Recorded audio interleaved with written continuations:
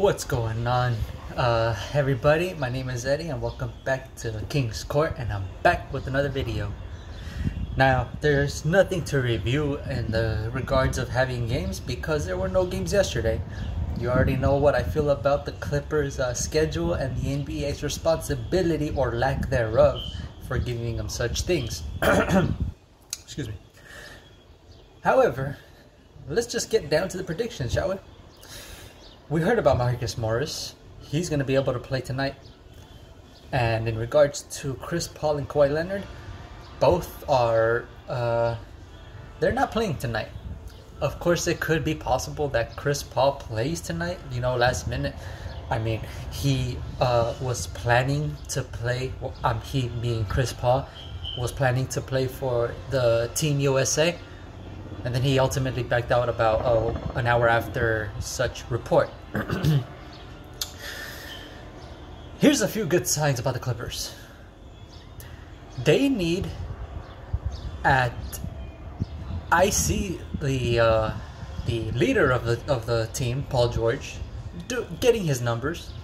He's hit top 5 totals in points, rebounds, and assists so far these playoffs. No other player has been in the top 5 in each category, so that's pretty big. And it's crazy because as much as Paul George is criticized for underperforming in the playoffs, he's actually number 2 in scoring. I believe about 4th in rebounding, and I think it was 3rd in assists. Pretty remarkable. But don't quote me on the rebounds or assists. I just know that number 2 is Paul George because Kevin Durant is number 1. Rightfully so. That's not a bad spot to be in if you're second to the best scorer in the league. I'll take it. Now, in regards to the Clipper game, like as I was saying, of course the Clippers are in a good position because they have the way better team. Even on a bad night or a poor efficiency on offense night, they can still outplay the Suns team. Devin Booker had to go for a 40-point triple-double, and the Clippers were still right on their tail. I don't count on Devin Booker having another 40-point triple-double, maybe a 30-point triple-double, but I don't see him getting another triple-double. The Clippers, from what I've been able to tell, and Tyrone Lue, the way he's been able to coach, he makes these adjustments so these type of things don't happen again. He has his reputation of having the ability to make in-game adjustments on the fly, and I don't 100% agree with it. Otherwise, why would Rondo stay in? Right? Why would Rondo stay in for so long? He might have thrown the game away like a lot of people assume he was, but that's not what I think he's doing. That's why I don't think he is good at making decisions on the fly, because I failed to see it so far. But one thing he is doing is making adjustments, that of which we've never seen before in the last, 6 years.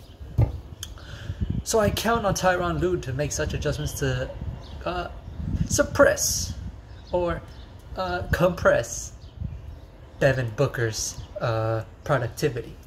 Of course, his usage rate will still be high, but hopefully the Clippers can limit his numbers in regards to scoring or assists. Rebounds to me is such a overrated stat line, because a lot of teams shoot threes. So you know that at least 45% of the shots will go in, 55 won't. So that's a lot of misses. And I count on a lot of players to be getting the rebounds, both long and short rebounds. So that's why I'm not too impressed by Devin Booker's rebounding numbers. It just means he was right place, right time, and Clippers are throwing up their shots. Now, I like how Paul George is leading the team. He's not 100% just playing hero ball. He passes when he needs to, but he's shooting when he needs to, and he's making most of his shots. I like the Clippers offense when they're out in the perimeter. A lot of them could fake out a defender and then just drive. A lot of them have that ability. Nick Batum, dunk. Terrence Mann, going in dunk or going kick out. Reggie Jackson, he's pretty good off the glass. He's pretty good at just throwing up a floater. I trust him with those. Luke Kennard can definitely hit a mid-ranger. That's kind of his bread and butter, apart from the three-point game. I just wish Zubac could hit a jump shot from outside. He had flashes of it last season and even this season, but he's not jacking up shots. I guess it's not a reliable one, so I'll just trust his judgment and Tyrone Lue's judgment on his jump shot. But you know, you do what you can in these type of games. All in all, I think the series might have a little more of something that we have not seen yet.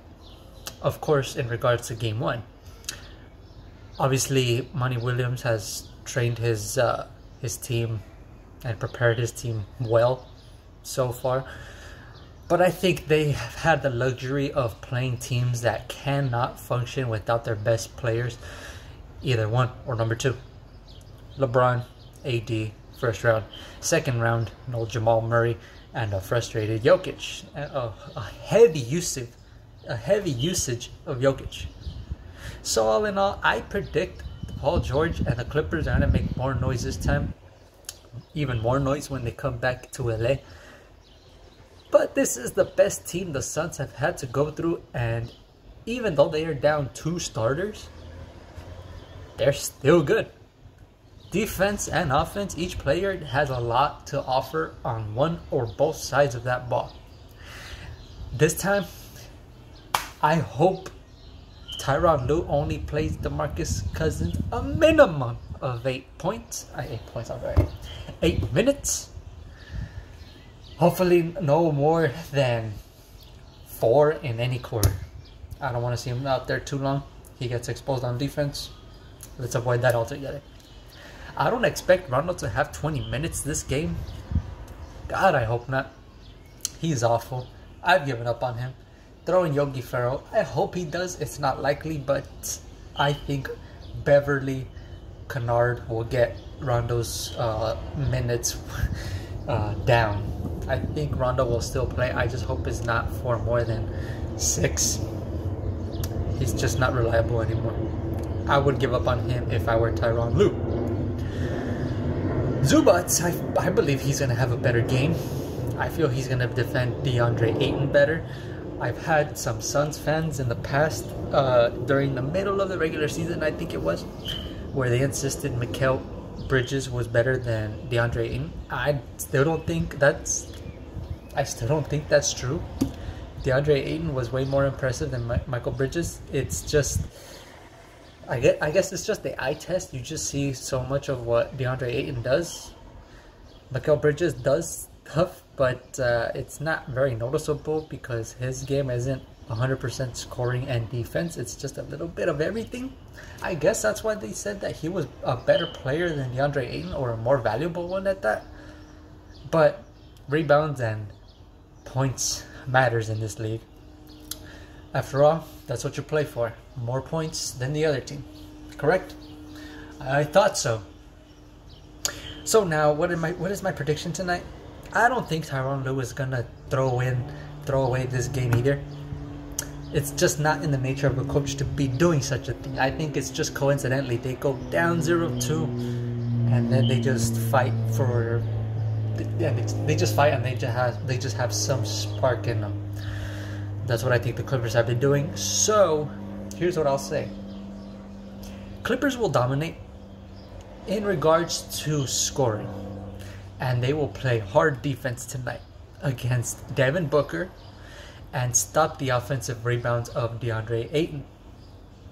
So, here's what I think. This next game is going to go to roughly about the same. 100 points, past 100 points. Defense isn't always going to have either team scoring low for a game. So I'll put it at Clippers win by 6. I feel pretty good about that. Here's to hoping Kawhi Leonard makes it back in time for the next game, and hopefully in this series, because as much as confidence I still have in the Clippers, it'd be much better to see Kawhi Leonard out there defending and scoring for the Clippers. I think every Clipper fan will agree with me on that. So that's my prediction. That's all I have to say. I wanted to also add I have a few topics that I would like to discuss during the summer once basketball is over. Who knows, maybe even when the Clippers basketball is over. It's never really a big interest of mine to watch teams that I don't want to see in the playoffs. And certainly all these small market teams are still out there playing. I don't know. I'll see. I'll get a feel of it. I'll try to see how much interested and how invested I am in either series or in any game, but expect new things to come this upcoming month of July, the month of the birth month of the United States. All right, that's all I got to say. Don't forget to like, share, and subscribe to Eddie and King's Court. I hope you love this segment. I hope you appreciate and enjoyed it as much as I like making these videos. I'll catch you on the next one. I'll see you tomorrow. I'm out. Thanks for listening.